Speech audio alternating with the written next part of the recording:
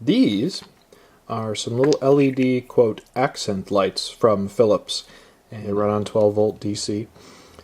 I'm going to repurpose them, though, as some night lights in the ceiling of my bathroom. And I could put a regular night light, but where would the fun be in that? I have good attic access in the house, so running the wires up through the attic to a little tiny wall wart power supply and an X10 module should be no problem at all. Okay, a 3/4 inch spade bit is going to drill a nice hole for the base to go through and leave the bezel there sticking below the ceiling. I have also removed the toothbrushes and everything else you don't want to get drywall dust on from the counters before you drill over them if you want to maintain your spousal approval of your projects. 6 inches over and a foot out. Let's put it right there.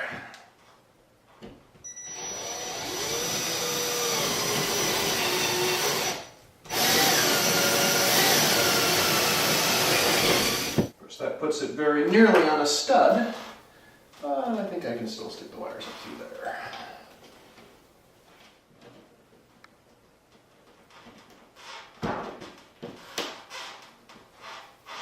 Now, we're going to go ahead and put the splices on this wire.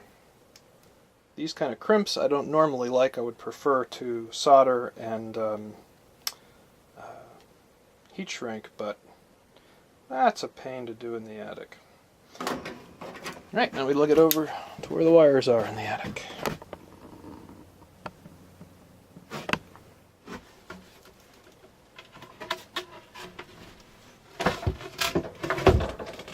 The danger of doing this, of course, is that you'll step on the edge of it and cause it to flip up, sending you equally through the ceiling. So you have to remember to stay in the middle. This is much easier. I can see the can light here, so that means that my light will be right along the edge of this stud somewhere. There it is.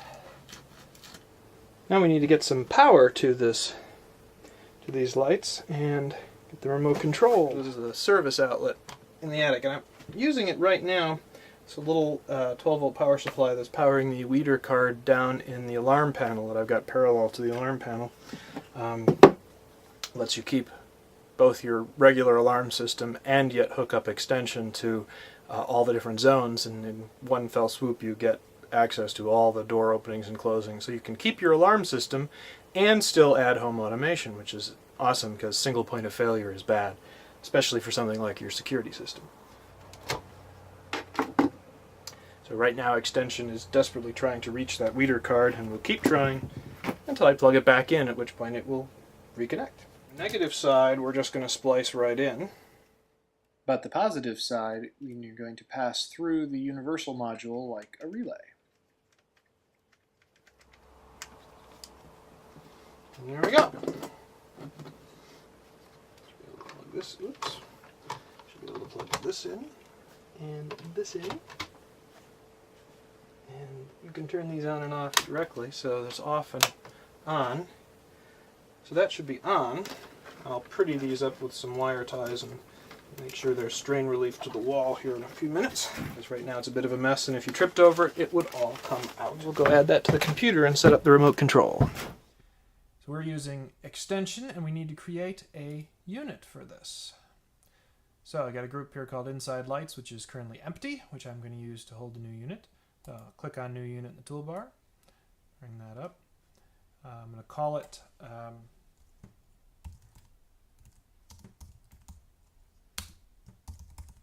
Master Bath Night Lights. And I already know the address I set on the universal module was P3. The interface is on. It's going to be on the CM11 on my first panel. I have one of each. It's an X10 power line, which is the only kind of unit that a CM11 can handle. The rest of this is not really important at this time. It is not dimmable. So just by saving this unit, I should be able to turn the night lights on and off. And they're on. And they're off. Now we want these to come on and off when someone walks into the room, when someone is heading for the bathroom, when there's motion in the bathroom. We want to keep them on as long as there is motion in the bathroom. We can start by adding some motion sensors to the room. I've already added a motion sensor to my master bedroom and the master bathroom. I found in the previous house that just having a motion sensor in the master bathroom was really not enough because the light wouldn't come on until you got into the room, stood there in the dark for a second, and waited for the motion sensor to pick you up. So by turning it on when there's motion in the bedroom, you turn it on unnecessarily a few times during the night. But these lights are so dim and they use so little power that doesn't matter, and they will be waiting for you then when they do need to be on. Other things you may need is, how do you know it's dark in the bathroom? Well, the X10 motion sensors also send a daylight on the next higher up address from what you set them. So I'm going to use that flag in this case and turn these on only if the daylight flag is off. Right now it's on because it's bright in there. So we'll use that as a flag. So we're going to start with the motion in the master bedroom, and we will option click on the little on script icon to shortcut to here. So what we're going to do is first check the status of the daylight. We're going to say if status of the name of the unit, which is daylight master bath, is false, then, so now that daylight is off, so the motion sensor thinks it's dark in the room. So we need to create an event to turn it off. So we're going to try, first of all, to extend the time of a event that might already be there. Because if you've triggered it more than once, the event to turn the light back off will already be there. So we're going to use the try and on error block of Applescript. So try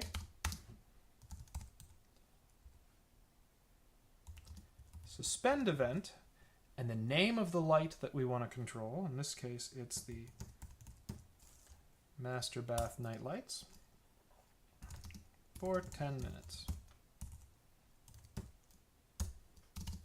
So if there is an event already to turn off the master bath night lights, this will keep pushing it back for 10 minutes from the latest event from the motion sensor. But if there is no event there, then the lights are probably not on, and we need to create one. So if there's an error here because there is no event for master bath night lights, so we use the on error handler, and we'll say turn on master bath night lights, and turn them off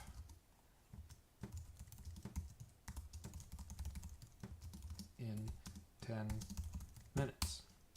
And try and if.